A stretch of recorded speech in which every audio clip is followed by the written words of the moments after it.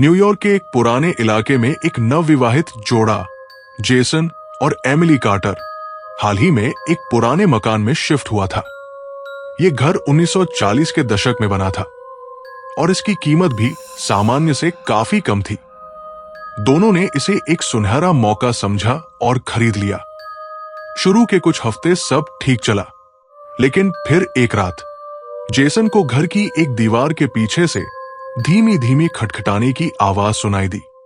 उसने सोचा शायद नींद में कुछ सुनाई दिया हो, लेकिन अगली सुबह एमिली ने बेसमेंट के पास एक छुपा हुआ दरवाजा देखा जिसे उन्होंने पहले कभी नहीं देखा था। दोनों ने मिलकर उस दरवाजे को खोला।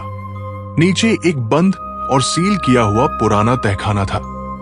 अंदर सिर्फ एक पुरानी झूलने वाली कुर्सी, एक डायरी और एक ब्लैक एंड व्हाइट फोटो थी जिसमें एक आदमी था जो हूबहू जेसन जैसा दिख रहा था। जेसन ने जब डायरी पढ़ी तो उसमें लिखा था, मैं विलियम कार्टर हूं। अगर तुम ये पढ़ रहे हो तो इसका मतलब है कि मैं नाकाम रहा।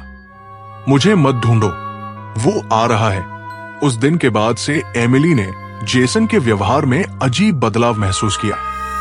वो कम बोलने लगा, रात में बेसमेंट में चला जाता और कई बार सुबह तक नहीं लौटता। एक दिन एमिली ने बेसमेंट में छुपकर सीक्रेट कैमरा लगाया और जो उसने देखा उसने उसकी रूह कंपा दी। कैमरे में जेसन अकेला नहीं था, वहां दो लोग थे, एक जेसन और एक और आदमी जो ठीक वैसा ही दिखता था, मगर उसकी आंखों में कोई रोशनी नहीं, सिर्फ काली गहराई थी। तो क्या जेसन किसी पुराने श्राप का शिकार हो चुका था, या फिर जो उसके साथ रह रहा था वो जेसन कभी था ही नहीं? कुछ रहस्य सिर्फ पुरानी दीवारों में नहीं छिपे होते, कुछ रहस्य तुम्हारे अंदर ही जिंदा रहते हैं। हमारी कहानी देखने के लिए कृपया हमारे चैनल को लाइक और सब्सक्राइब करें।